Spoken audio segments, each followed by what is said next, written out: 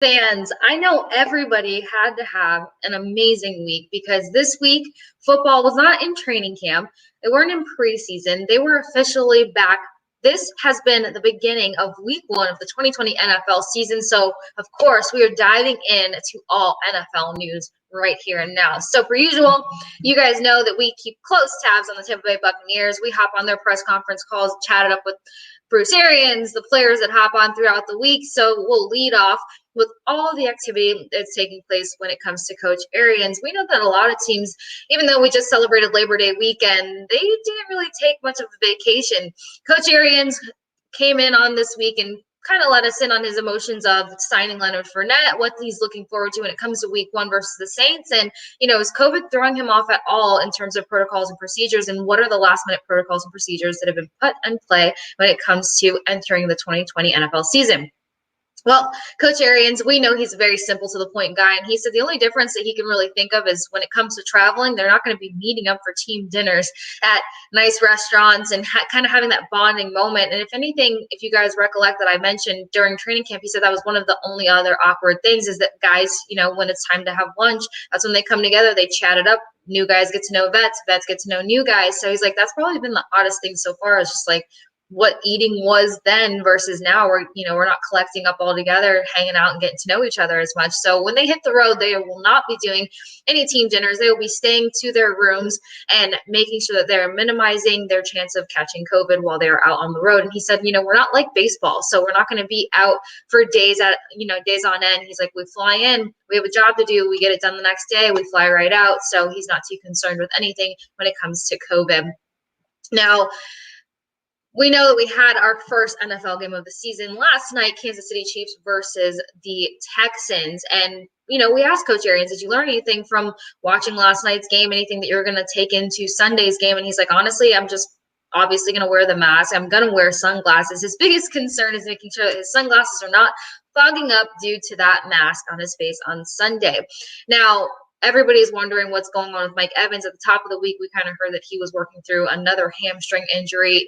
We haven't clarified whether it's on the same leg as last season, but all in all, Coach says that he finally got some individual work done today, but he will be a game time decision. But other than that, we know that the guys have so much depth when it comes to this wide receiver unit. So Coach isn't too concerned. We just know how dominant and effective Mike Evans is. And, between his height and his length out there on the field, obviously he'll be extremely impactful versus the Saints, who we know are we're contending against for that number 1 spot in the division. So with or without Evans, let us know if you guys think that that's going to make that much more of an impact, but he will be a game time decision. Other than that, all the other wide receivers are healthy, ready to go and step up to the plate if need be.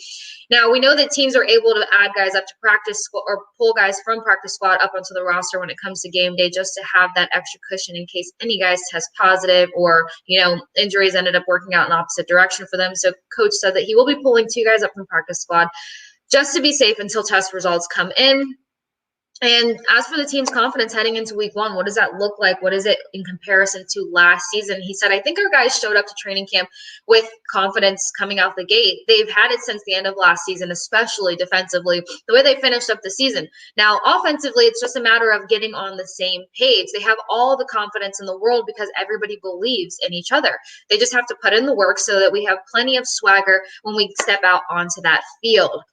I definitely have to agree with Coach. If there's been multiple consistent things that have been said between coaches and the guys during these press conferences since training camp started. But one of the most consistent things said across the board is the confidence that the guys stepped into training camp with. Everybody was executing out there on the field. Even if they made a mistake, they came back. They were eager to learn, eager to correct it right away. But they've never fallen short or minimized the confidence that they have played with when they touch that field. So I definitely think we'll see a lot of confidence once they hit up the field in the Saints Stadium. Now, we know that Leonard Fournette was a bit of a shocker, and if you guys paid attention to any news that took place in the last 48 hours, we kind of switched out. We got Leonard Fournette from the Jaguars, and then we ended up waiving or releasing I'm not even going to try to pronounce his last name, but he was running back out there with Rojo. We ended up releasing him, and he ends up going to Jacksonville, and you guys know we have Leonard Fournette now. Now, everybody's intake on Leonard Fournette joining the Tampa Bay Bucs is the fact that he's a 3-down back. He has something to offer this team on offense, and all in all, he is just going to be another offensive weapon on that field for the Tampa Bay Bucs, who have been trying to increase their run game for the past 3 seasons. Last year, they got a little momentum and a little bit of wind beneath their wings, but I think this is the year where the run game really takes off. He said that he's just super excited to be in Tampa and that this is where his heart brought him, and he feels like he can be productive out there and be an asset to this team, and everyone's just hyped to be together and to play and see what this year has in store. And then, of course, the person that everybody wants to hear from when it comes to the Tampa Bay Bucs is our new QB1, Tom Brady. And Tom Brady will actually surpass Brett Favre this Sunday for most games played by an NFL player in league history. So massive congratulations to Tom Brady. We know that he's going to probably break a few more records before he hangs up those cleats. As for his thoughts, feelings, emotions heading into week 1 versus the Saints, he said, I think the reality hit me today being yesterday, that we're actually getting ready to play a game. It's no longer another practice tomorrow. We have live contact, live football, real results that have something I haven't done in 9 months. We're going to have to learn quickly and just get up to speed as quickly as possible. I think the first quarter of the game is probably going to be new for everybody. Just getting our feet wet and understanding the speed of the game will be a little faster than what's been going on in practice. Hopefully, I can recall some of the things I've done over a period of time and go out there and just try to play a real solid football game against a great football team.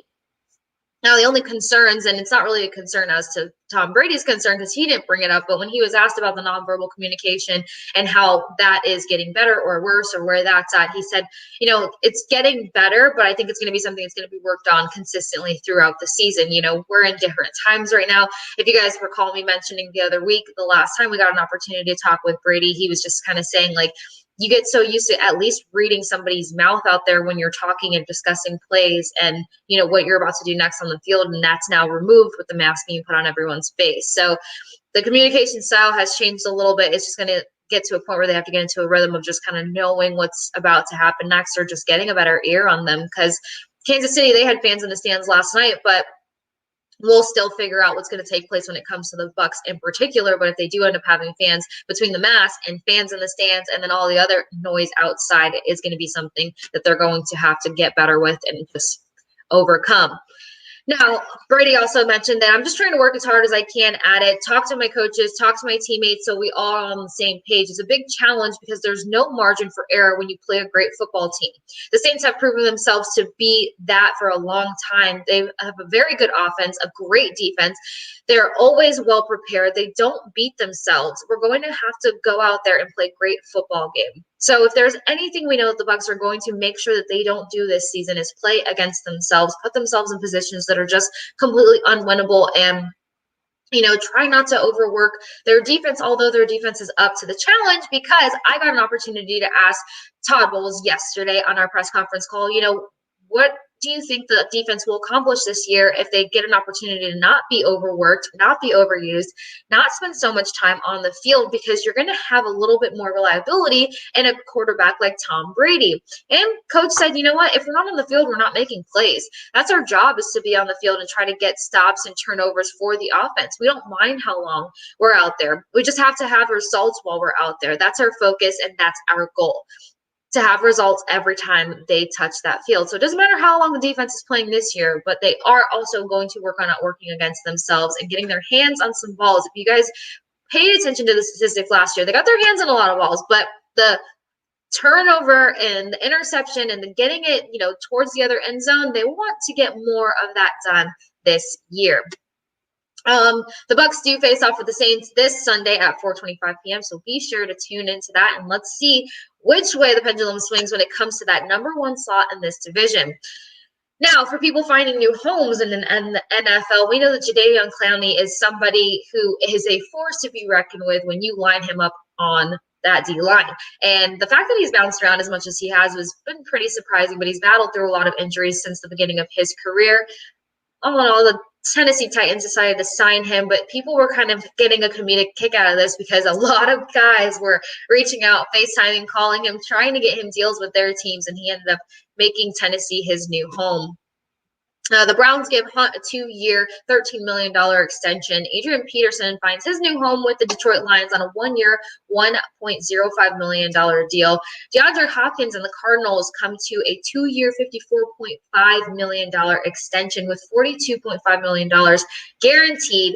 And like I said earlier in the segment, week 1 officially kicked off last night with the Texans versus Chiefs, and the Texans fell short to your Super Bowl contending champions, 20-34. Now, in that pregame, the guys all decided that they were going to link arms and show a sign of unity and strength and brotherhood rather than kneeling during the national anthem. There was only one recorded player that kneeled during the national anthem, but aside from this compromise, to say the least, aside from this, other way that they were trying to bring a light to what's going on in the world and the country right now, but also not bring offense to anyone else, the guys were still booed yesterday by the 15% of fans that were in the stands. And that was pretty shocking. A lot of people were kind of taken aback by that. I know I was, because it's like, okay, something's got to give. Like, if guys aren't kneeling during the national anthem, which I can totally understand and respect why that was such a controversial situation, now they're showing that, no matter what jersey they're wearing, no matter what skin color they are, they linked arms, they came together, they stood up on their feet aside from one guy and, honored the national anthem, and that still wasn't enough. So the curiosity now is like, why was that a problem? Why was that booed? And what's going to happen after that display of, being displeased still last night?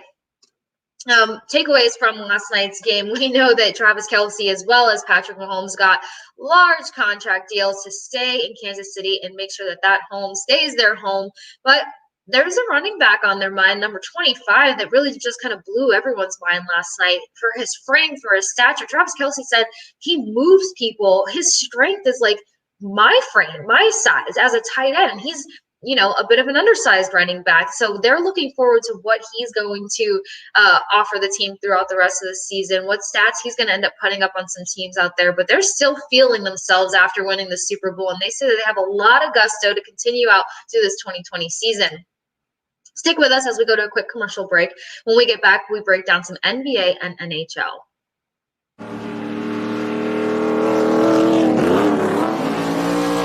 One of the things I love about Bass Pro is they have 3 great ways to shop. You can head into one of their awesome stores, visit BassPro.com, or get great gear from that catalog Johnny Morris sends out. Hi, here's your package. Bass Pro Shops, where commitment, passion, and the great outdoors all come together. Why would you shop anywhere else? All right, guys, welcome back. So as you guys know, NBA playoffs as well as NHL playoffs are both taking place right now as the NFL just started their season. A lot of sports going on. Thank you, COVID. As for the NBA, playoffs are starting to heat up. Harden is not happy with his team's performance and chances to move forward into conference finals. And you got to leave it to him and Russell Westbrook to really kind of give media a run for their money and the funniest responses. So I can't put word for word what the question was last night that he got after yesterday's game, but the best part about it is that his only response was, "That's a good question." And everybody sat there waiting for him to say more because, sometimes when guys need a minute to think, they're like, "Oh, good question," and then they give you more, but he cut out all eye contact. He said nothing else, and that was the end of it. So that's a new one, and I hope too many players don't pick up on that one and just kind of roll that one into the next press conferences that roll out throughout the rest of the season. But we know that Harden's one tough cookie. He's not a happy guy. Ibaka is in a walking boot, and his ability to play was unsure for Game 6. Now, Nets, we know that there was a lot of controversy surrounding them when it came to the fact that they hired Hall of Famer Steve Nash as their new Brooklyn Nets head coach. But Kevin Durant, took to the podium and said, "Look, I'm stoked for him to be here." He didn't say stoked, but I'm excited for him to be here. I know that he has a lot to offer this team. I like the way that his mind works, his accomplishments of what he's done on the court. I've looked up to him in a lot of instances, so I know that he has a perspective to bring to this team. I know he can be a role model for this team, and I know he can be a player's coach for this team. So Katie is backing up Nash being the new head coach 110%. And Steve Nash, also made a statement in terms of, if he got this job out of privilege or what that's all about. And, he took to say, I do feel like there's a level of privilege here because I don't have any coaching experience, but, I want to be somebody who makes the most of the situation and brings the correct light to the situation and is utilized to still speak on everything that's taking place in the world. So I know he's kind of trying to get through that conversation the best that he could without feeling like weird about deserving it or not deserving it. But, a lot of us always are just looking for that one opportunity to get our foot in the door. And regardless of skin color, he's had a phenomenal career. He is a phenomenal athlete in general in terms of the fact that he went from soccer to basketball and the things that he's done in both sports. So it's just like, he's just one of those athletes, in my perspective, that just deserved an opportunity, and he's being backed by every player on that Brooklyn Nets team. So congratulations to Nash on his new role as a head coach. Grizzlies hire MIT women's coach as an assistant. We know that the women are making their mark in the sports world. They're ramping up those coaching positions, and we know that Tampa Bay Bucs are actually one of the top teams for having a lot of females running things on their team. Nuggets versus Clippers tipped off at 6:30 p.m. earlier today, and before the half, it was Nuggets 40, Clippers 56. So we'll see what happens when the guys hit back onto the court. And Celtics v. Raptors will tip off tonight at 9 p.m. Game 7, and it's a series split 3-3. So who do you guys think is taking it and moving forward tonight? Will it be the Celtics or will it be the Raptors? And will we finally see some kind of smile on Harden's face after tonight's game? We'll find out later. Now, as for the NHL, we know that the Eastern and Western Conference Finals began on Sunday after we were waiting to figure out who the Tampa Bay Lightning would play Eastern Conference-wise, and Dallas versus the Vegas Golden Knights. They started their series on Sunday. Dallas took Game 1, Vegas took Game 2, and as of last night, Dallas took Game 3. Thanks to that, Jamie Benn, Tyler Seguin, and Raldolph line. I don't speak Russian, guys, so that one's never going to work out. Anyhow, their line is on fire, and when the captain is feeling it, the rest of that line and that team is feeling it. So Dallas had a heck of a performance last night, especially Captain Jamie Benn. Their Game 4 will take place tomorrow, but Dallas leads the series 2-1, so we'll see if they can knock up their chances of sealing the deal and heading to that Stanley Cup final this Saturday. As for the Eastern Conference Finals, we know that the Tampa Bay Lightning, they had a heck of a series versus the Blue Jackets, and putting all that, talk behind them. They had a heck of a series versus the Bruins, which is a very physical team, and they're fast and they're skilled and they're talented, and they really kind of put them to bed a bit earlier than people may have anticipated. And now they're kind of making slight work of the New York Islanders as they lead the series 2-0. Game 1, they beat them 8-2, but the guys didn't get cocky or overwhelmed by that. Press conferences after the game, Coach Cooper for sure took to the podium and said, it's an awesome thing to see. It's exciting. It gives everybody a different level of confidence for sure. He's like, but it's not something to get cocky over. He's like, if anything, that was just a stroke of luck. So that's nothing that we're going to hold on to and think is going to ever happen again, because the fact that it even happened is already shocking. I love that my guys are doing this kind of stuff, but it's nothing that he's going to expect throughout any further series or not too many other games. But we know the Tampa Bay Lightning are known for scoring. They're one of the leading scoring teams in the NHL, and they just happen to put that on the Islanders for Game 1. As for Game 2, that's always usually a toss-up. And after losing 8-2, people expected the Islanders to hit the ice ferociously and really, really trying to command the ice in the ozone time. And they did. They came out very strong. They had majority of the ozone time that entire game, but somehow the Tampa Bay Lightning are just playing a strong game, both offense and defense. Now, in my personal opinion, when you look at these two teams and their matchup, where I think Tampa Bay is always going to have a smaller bit of an upper hand is the fact that they are just as strong on defense as they are on offense, whereas the Islanders are a very offensively strong team. So they can score. They can put up points. They've got great guys at forward, center, wing.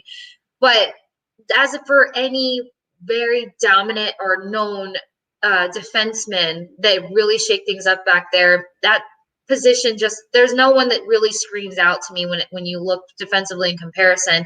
And what the Lightning are doing on their defense are playing a very offensive game. Victor Hedman, one of the top defensive guys in the league, he's scored the last 5 games, and he has such an offensive presence, even though he is such a dominant defensive player.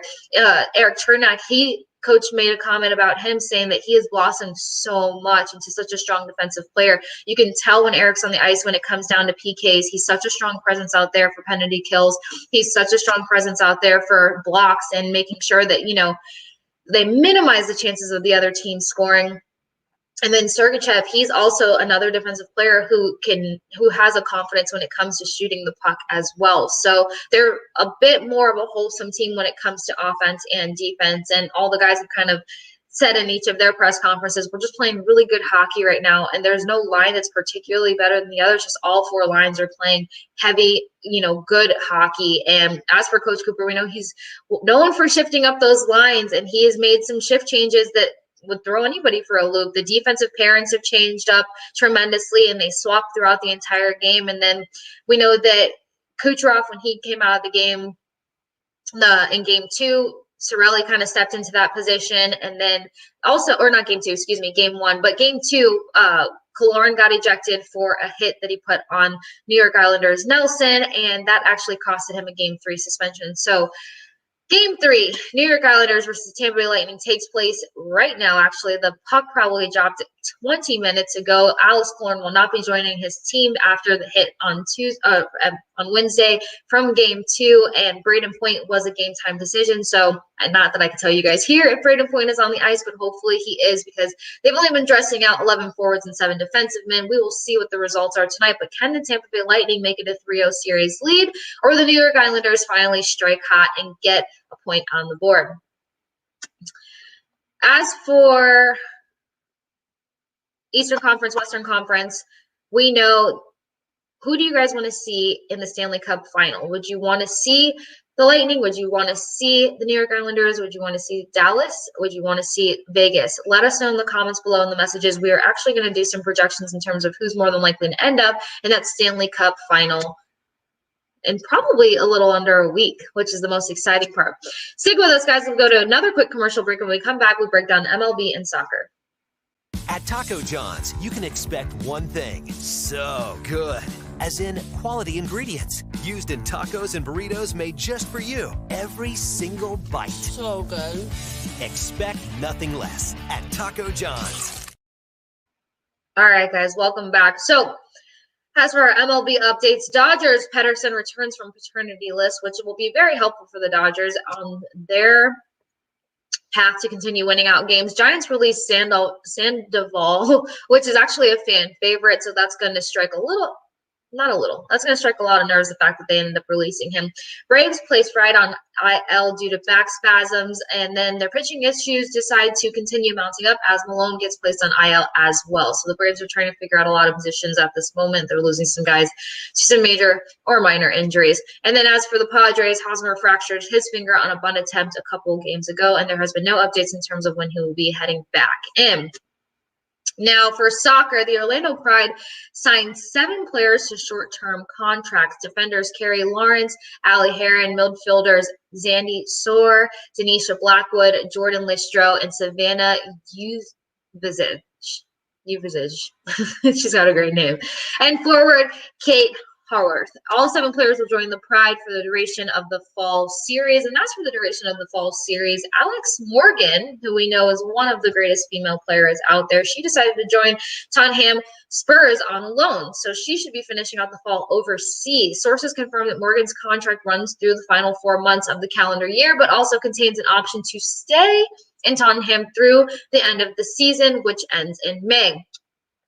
Orlando City drawed 1-1 versus Atlanta United last Saturday. This Saturday or tomorrow, the Orlando City will host their new rival on the scene, International Miami FC, at 7:30 p.m. Let us know who you guys think will win that matchup. It's great to kind of have another rival hanging out with us in Florida. We all love rivalry matches. It makes things more fun, more exciting, and who doesn't love a little bloodbath on the pitch every once in a while?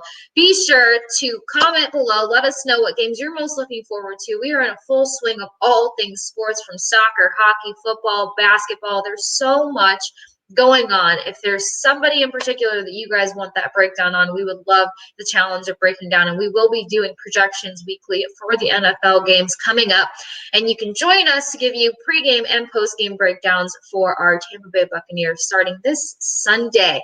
I hope everybody has an amazing and safe weekend. Have a exciting weekend because the NFL is back. We actually have Sunday football back in full swing regardless of COVID-19 and every other piece of chaos going on in the world. So per usual, guys, stay safe, stay sane, stay kind, stay compassionate, and we will see you back here Tuesday at 8 p.m.